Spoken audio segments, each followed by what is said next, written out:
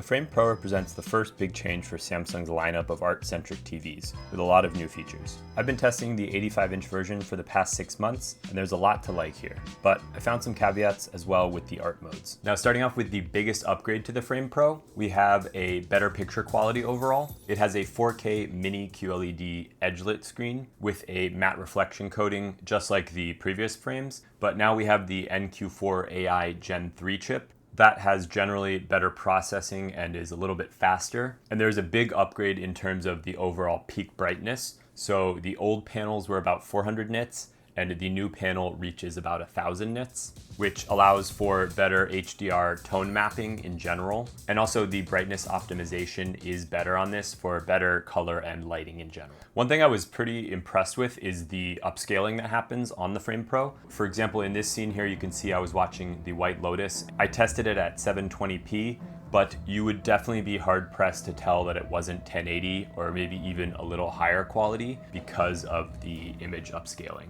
There's also motion handling and smoothing that happens. And from my eyes, watching action movies and whatnot, it looked pretty good in general. Now, when I saw the Frame Pro unveiled earlier this year at CES 2025, I was thinking it was going to be an OLED panel, but it turns out it's a QLED panel. And my guess overall is, even though this is a Pro model, I think they stuck with the QLED maybe because OLED has burn-in. And typically the art modes you would put it on could potentially have some burn-in. So that's my logic of why they maybe went with QLED still. We'll talk about the art modes in a little bit.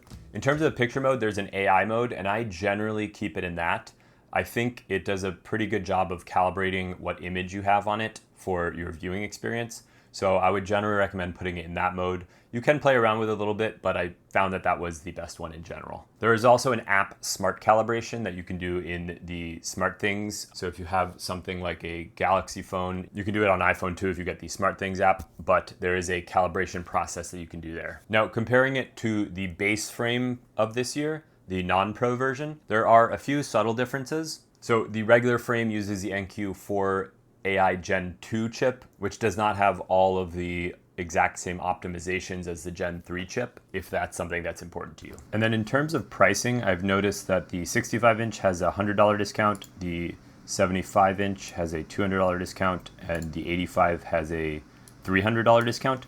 Keep in mind that Prime Day is coming up soon, so that's a good option as well to buy one cheaper. And then also we're getting to the holiday season, so I'd expect to see some drops here as well. And then there are also completely new bezels. So the border on the Frame Pro is specific for it. Actually, they ended up taking a while to ship. Now, the bezels brings us into the art mode a little bit. And the custom bezels, there are a few options. There's the white, the teak, and for a while, because it took a while to ship, I just had it without a bezel. It does look like a generally normal TV if you don't have the bezels on it. But if you do put it on, it gives it a nice accent. And you are also able to buy custom bezels on Etsy and other places that make it look a little more artistic if you really want it to get to look like an art mode. Now, chances are if you're buying the Frame Pro TV, you are likely going to want to put some art on it. And you have the ability to add your own. So you can customize the matte on the outside, the color, and you can upload your own images, you can upload your own artwork and whatnot. For something that's this expensive, this TV is over $4,000 that we're talking about, it's really shocking to me that they don't have more built-in art.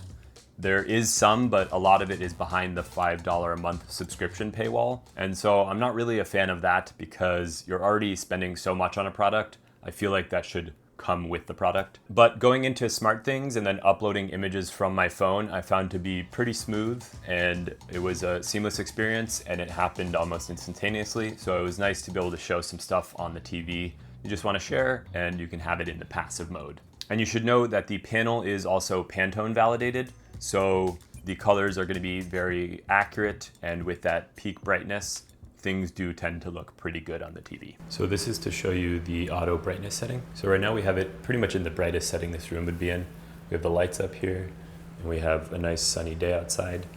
So you can see this is the lighting in a bright condition. And now I'm gonna turn the lights off. And you can see it should auto adjust a little bit. Very minor dimming there. And now I'm going to put the day shade on. So that is a opaque shade. We can see as that closes. So it didn't dim as much as I was expecting, but now let's see with the blackout here. So you can see the blackout shades coming. And so there is still some sunlight over there, but it's generally a pretty dark room now.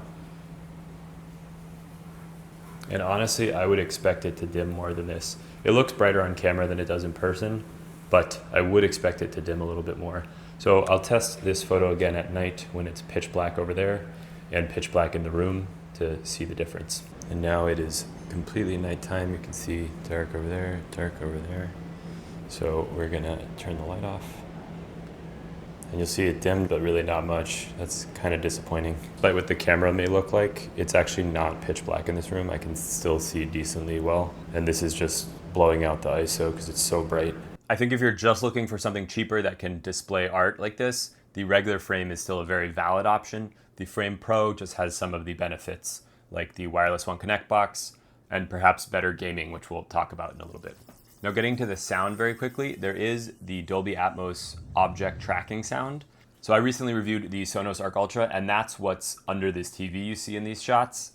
And subwoofer, and then rear speakers as well with a Sonos amp that powers those. So it sounds phenomenal with that. The internal audio isn't bad. I tested it out, but it's nothing like you're gonna get from a soundbar with a dedicated subwoofer and surrounds and all that. If you're trying to have this very minimalistically on a wall, then it will be passable audio. Samsung has a newer line of soundbars as well, the HW-701s, and those are kind of meant to be integrated with the frame TVs. So they're much more low profile, much thinner, and they can be white to blend into the wall. So I'll link those below as well if you want to check those out.